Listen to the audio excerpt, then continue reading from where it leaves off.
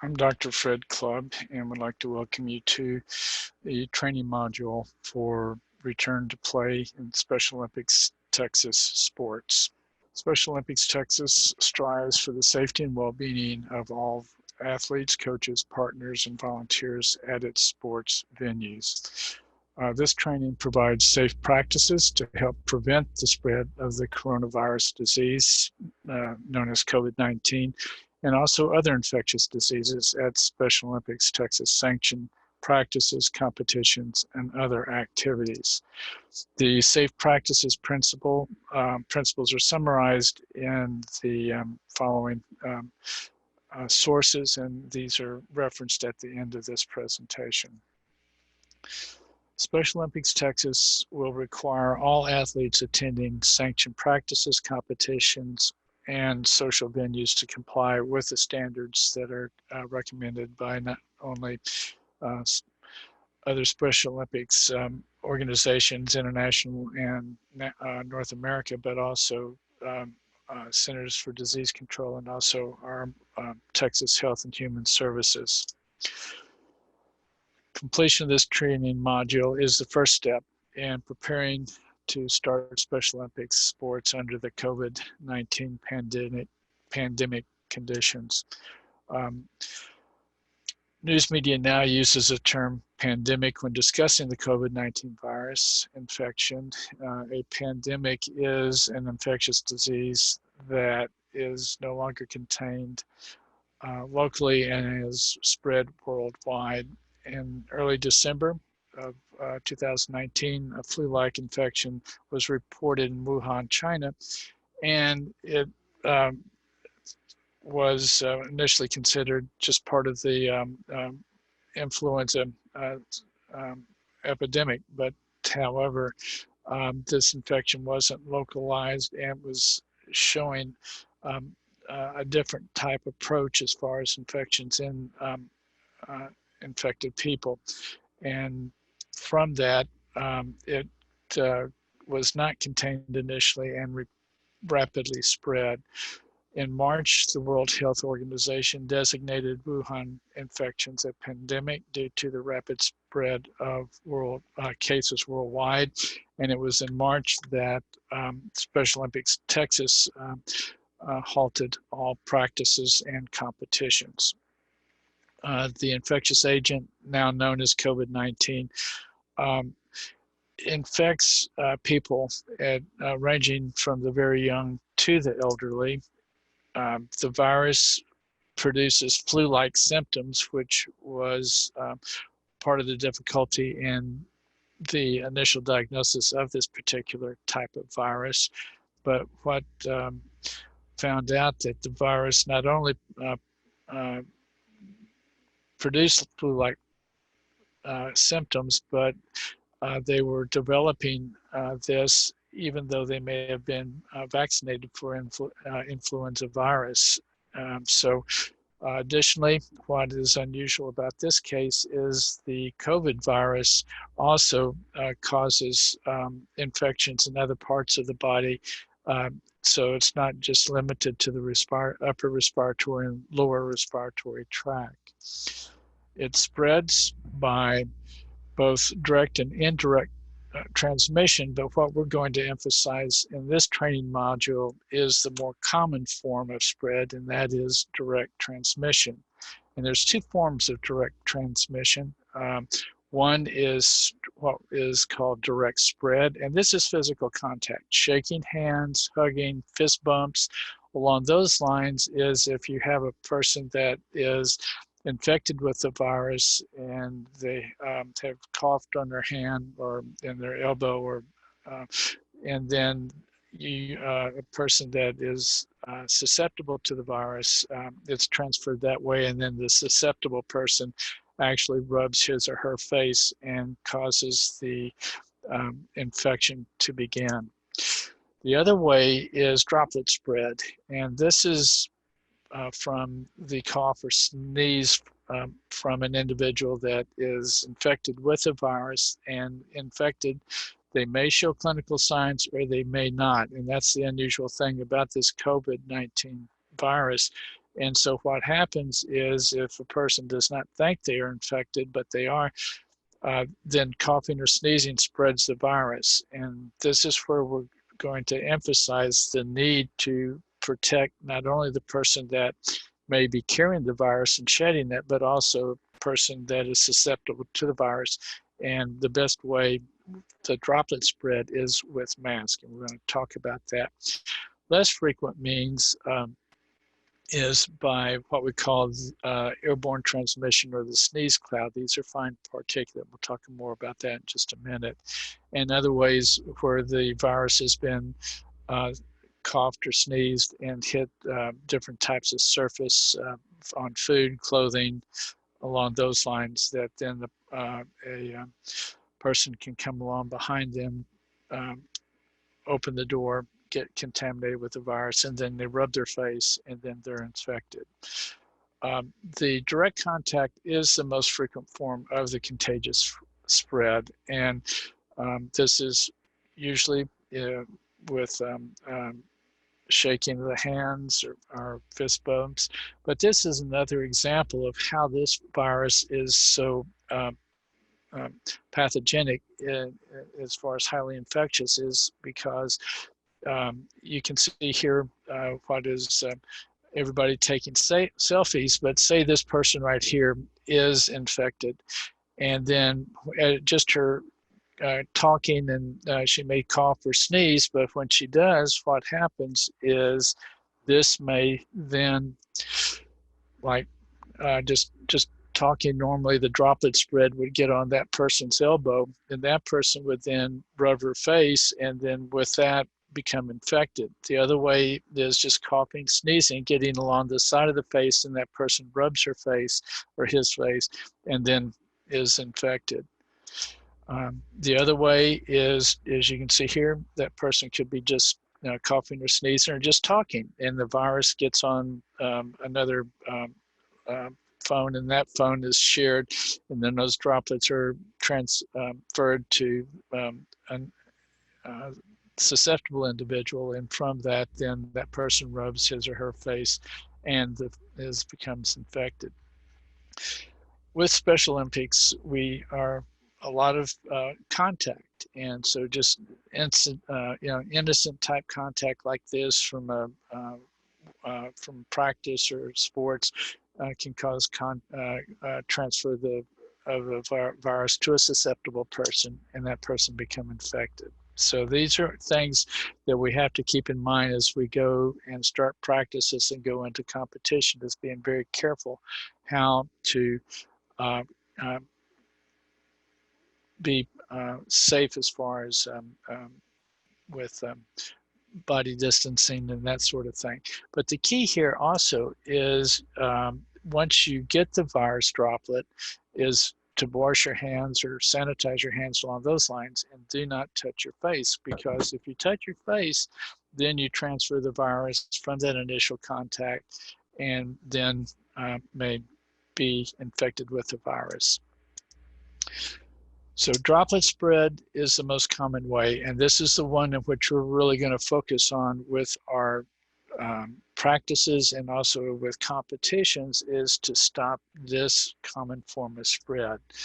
And again, this is usually where someone is not wearing face mask, coughs or sneezes, that is infected or a carrier, and the person that is susceptible picks this up, rubs his or her face, and starts. So these droplets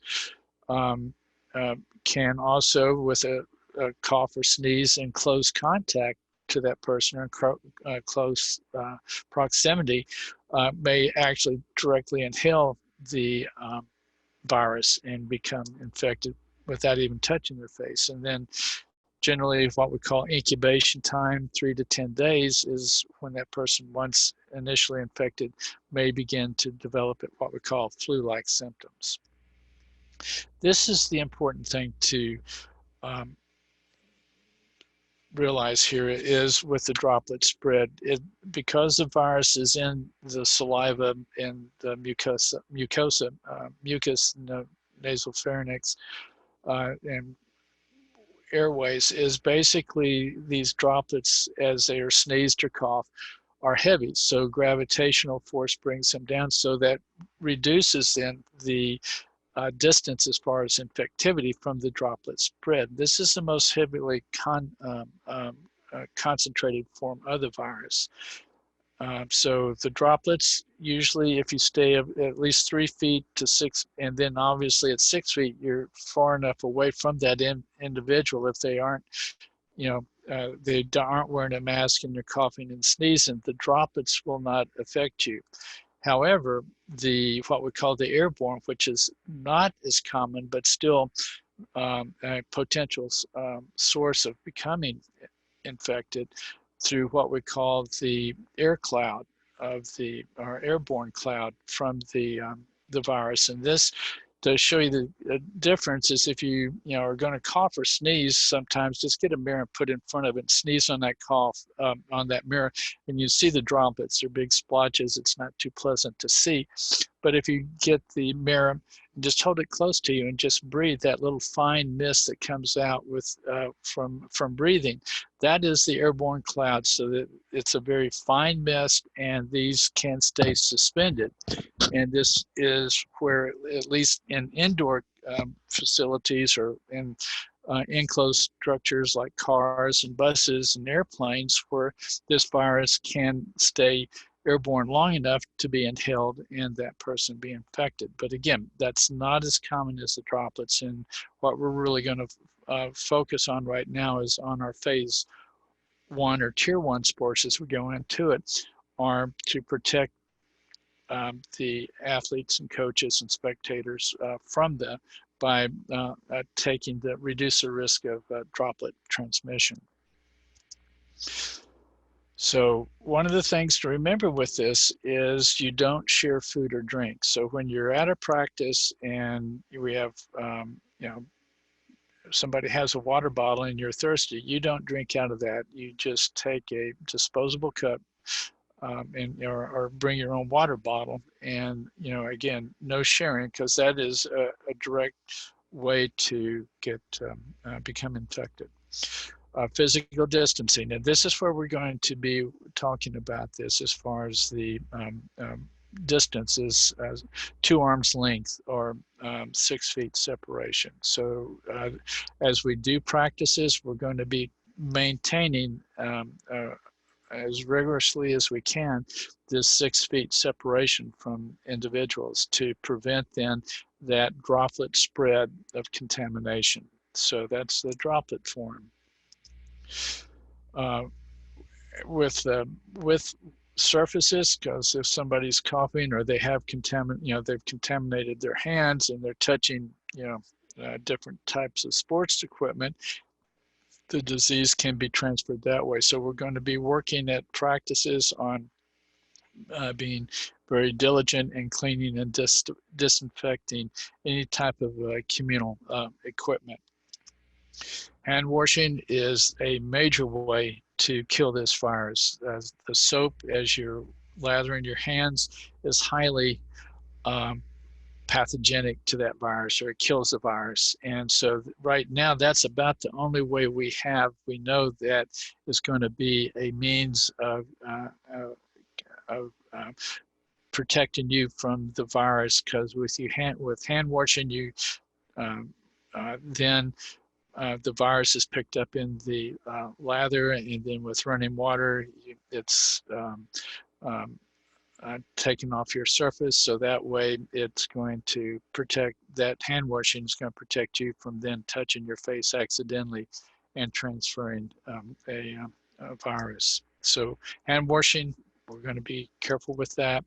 And in some of our sports, we know there's not going to be a lot of facilities available as far as to get soap and running water. So we will use hand sanitizers. It doesn't kill the virus quite as fast, but again, it's still a way in which we can protect the surfaces, or clean the surfaces of possible contaminated viral particles. And then the big one, as far as in Special Olympics, and this is what we're going to be emphasizing is respiratory etiquette. And again, this is a team effort. All of us that are going to be doing practices or competition is, again, by wearing masks and social distancing. If we're really diligent about practicing that, that's going to allow us to go safely into the phase tier one sports without waiting till the infection has been totally, or the pandemic's totally been eliminated, so we can this is where, again, it's going to take a team effort. If somebody on the team doesn't um, do this and refuses to wear a mask and that sort of thing, then that is potentially going to affect then that team, as far as if there's exposure. Practices will have to stop for 2 weeks while everybody stays isolated to make sure that they didn't get an active contamination and actually develop COVID itself. So this is why we want to be very careful at our practices. So the physical distancing of 6 feet separation is very important.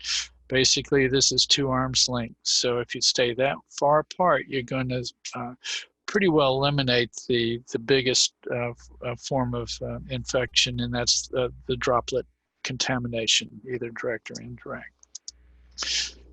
The other thing that we're going to be working with is keeping the equipment and clean and disinfected. And there's different ways in which we see this happening. And there's a lot of different surfaces, just bring in your phone. There's keyboards, light switches, faucets, sinks, so countertops. So there's all of this has to be very rigorously cleaned and disinfected frequently to prevent then that virus from building up on the surface and then transferring to a susceptible individual. So we want to clean the keyboards, use, if you can, sterilizers from mobile phones, clean door handles. That's a big form of transfer and infections. Light switches, same way, and faucets. We're going to go over some protocols and procedures on how to wash your hands properly in just a minute. So again, disinfectants can also be used. Probably the best one that is available to the general public right now, there's no, I don't know, is Clorox. And so just as you can see here, just a small amount of bleach into water, then put that in a spray bottle, and we can use that daily, just make a fresh solution daily. And that's going to kill the virus on contact surfaces. So that may be something we're going to be seeing a lot of at our practices and at competitions to kill the virus before it spreads.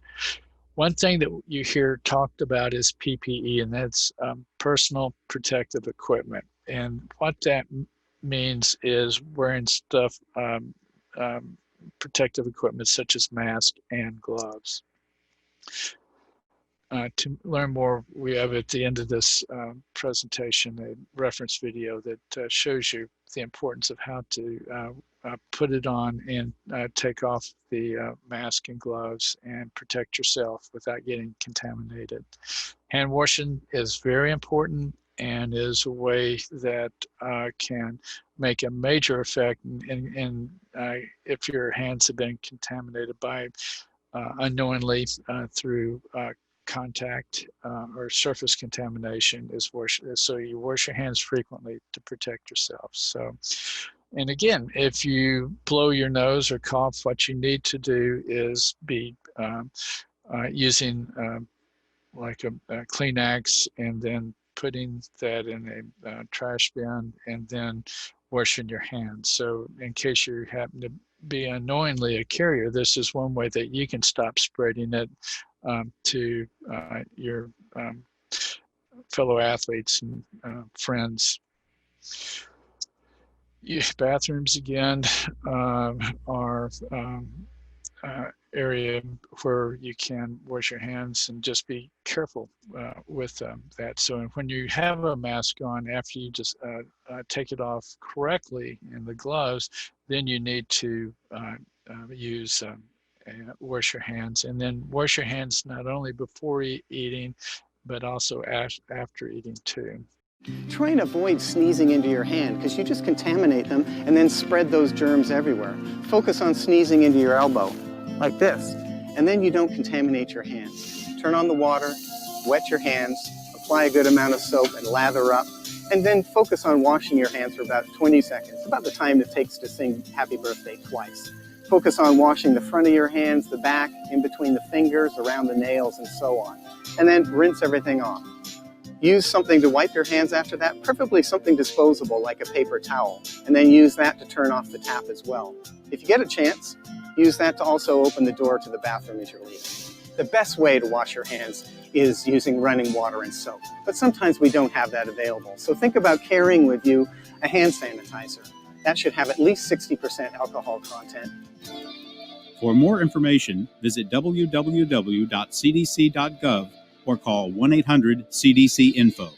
All right, so combating the spread of COVID-19, hand washing, like I said, the steps: you wet your hands, lather them. And again, that lather with soap is so important, because that's going to catch the virus, pick it up, and start to actually kill the virus itself. And then also be able to use running water to again get it off your hands. So to scrub your hands once you got them lathered, need to do that for at least 20 seconds, or sing yourself happy birthday twice.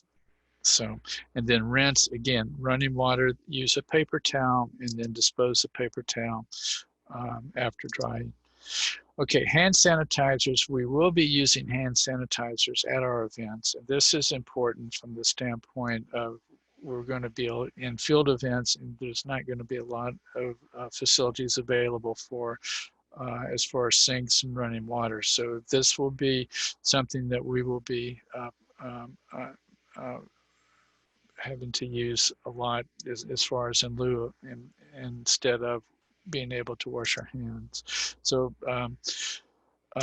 it can, but again, the thing with that, with hand sanitizers, if you have a lot of dirt on your hands or grease, then it will not be able to effectively kill any sort of germs as if you had washed your hands. But anyway, sanitizers is going to be something that we can use as an asset to prevent spread. So respiratory etiquette, again, this is going to prevent the airborne droplet spread, not the aerosol cloud, but we're not going to focus on that right now, because most of our sports that we're starting at the tier 1 level are going to be outdoors. So there's less chance of transmission as being into a closed building. So as I said earlier, if you cough or sneeze, really do that into a tissue, then throw the tissue away, wash your hands, clean and disinfect. Stop the spread of germs that can make you and others sick.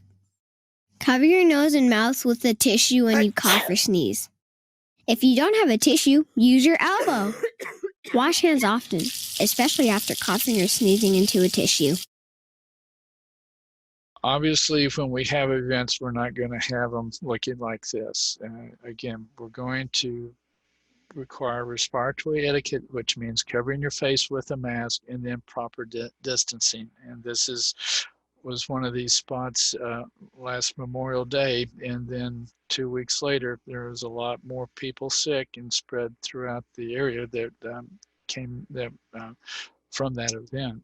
So this is why we're going to be very careful in our sports to not have issues like that to cause COVID to infections to come peak again. So we're going to wear our mask.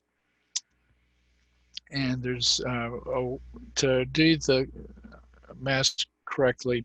There's a good video at the end, but just you put your get the mask over your nose and mouth and then under your chin, and then use the straps to hook behind your ear, and then take them off in the same way as far as they put uh, undo the straps around your ear, and then uh, uh, move the mask away from your face, and then put that into a sack or to be laundered later.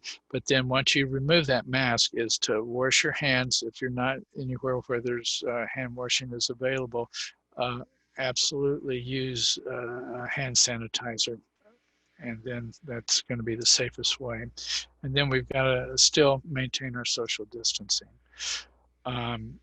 Again, taking it off is just as important as putting one on, and you have to do it correctly. So you always start with the ears and work back to where you started with the face, and then move that quickly away from you. And then after you put that into a bag of some sort, then put a either wash your hands, or if that's not practical, then by with your location, then use sanitizer. But remember, after you take that mask off, do not touch your eyes or nose until you've washed your hands.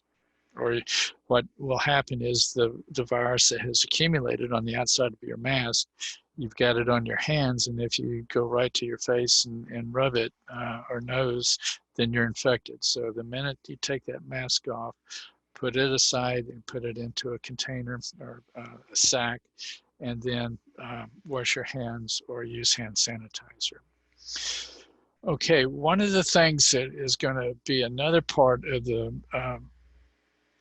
team effort here, with all of us going back to practices and competition, is know the signs of COVID. Because once you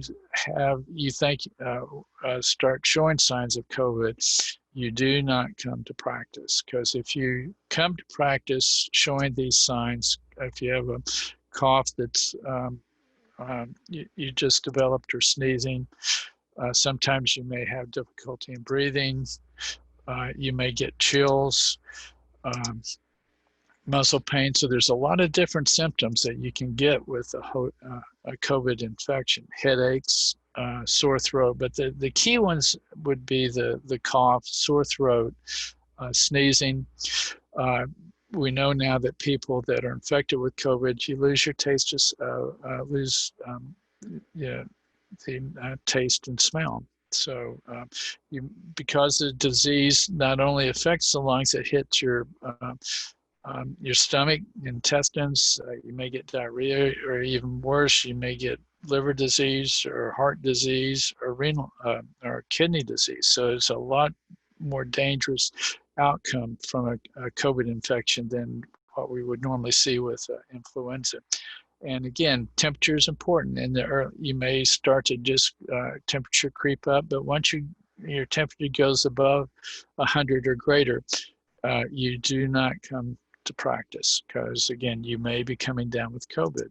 And again, or if you've been in contact with COVID, that somebody who just had COVID, they were over at your house, or they were at practice. And again, that's what we've got to really be careful on. If a person ends up at one of our practice sessions or a competition, that team may have to be isolated for 2 weeks. So this is, again, why I say this is a team effect. Everybody's got to protect one another on this, because if somebody is not diligent and ends up, they can infect the full team.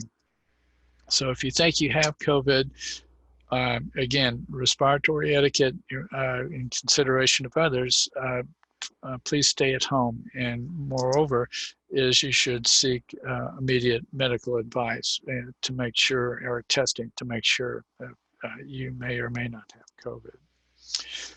So the big question is, now that we know what COVID is and what we can do to protect ourselves, how are we going to look at coming back to play? And this is the Special Olympics Texas Mitigation Committee. We're monitoring the community.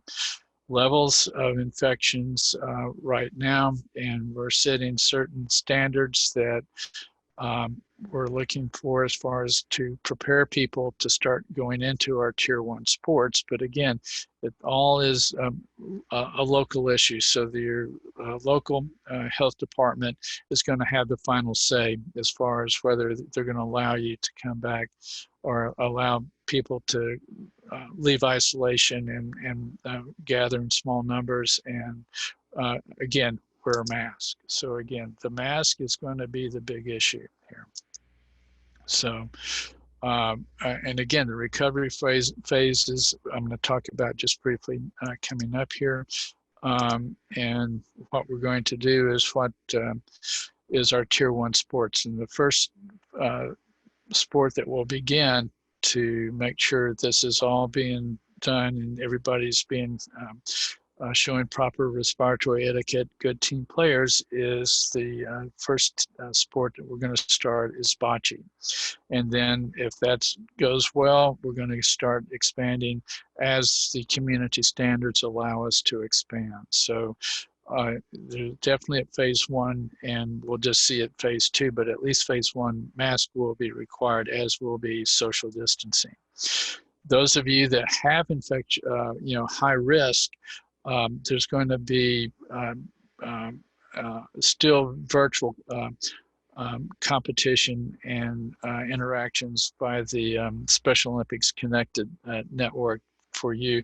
But again, we've got to be careful if you are in one of the groups that is considered high risk. And we'll talk about that in just a second. So anyway, this is a summary from Special Olympics North America, and we're in phase 1 right now. So we're at stay at home, and that's it. So there's no sports, no nothing. But once it drops, the community health department says, okay, things are going okay, let's do this. Then we will start as far as the Special Olympics. It's phase 1. That's going to be our tier 1 sports. But even with this one, people who have high risk will not be, it's going to be recommended that they still remain at home because it's still not safe out. It's starting to get better, but it's not 100%. And so we don't want to have somebody really get sick enough to where they have to be hospitalized. And again, your school districts are going to are also going to be watching their guidelines, because they may some schools are going to may decide to stay at home longer. So again, there's going to be a lot of different things that the mitigation committee is looking at, and we'll be really opening up Special Olympics Texas sports by a county by county basis, because that's basically there's going to be counties that have less infections and will be able to start sooner than others where we're seeing huge numbers of COVID infections. So as we start phase 1 or our tier 1, again, it's still going to be social distancing, mask, and then people that are at high risk should still remain at home. All right, what is high risk? Okay, if you're older than 60, you should not be going out at the tier 1 sports. Again, we know that people that are overweight, basal metabolic index of greater than 30 is considered obesity, and these people at any age are much more susceptible to COVID. People with chronic lung disease, heart disease, type 2, or just diabetes, kidney disease. So if you have any sort of chronic illness, you should still stay at home. So that's the big thing. Or if you've had an organ transplant. We're here today to do a fun experiment where we show how easy it is to spread germs. We're going to demonstrate this using a powder that glows underneath a black light. As you can see, the only item in our experiment that has been contaminated with powder is the water bottle. In this experiment, the powder represents our bacteria, our germs, and viruses. So we can demonstrate how easy it is to spread this, even if we're running into the grocery store with proper PPE and protective equipment and grabbing one item. Okay, I have placed my protective equipment on correctly, and now I'm going to run in and buy some water at the grocery store. So here's my water. Beep. I'm going to take my pen and pay for it. I got my receipt. Sign for that. Thank you. Open this up. Get a drink. I've been shopping.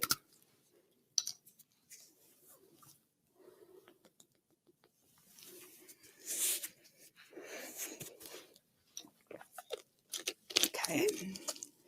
Spread this out. Okay. So now I've gone out to my car and I am ready to take off my mask and gloves. And I want to show you how important it is that we do this in the right order, in the right way.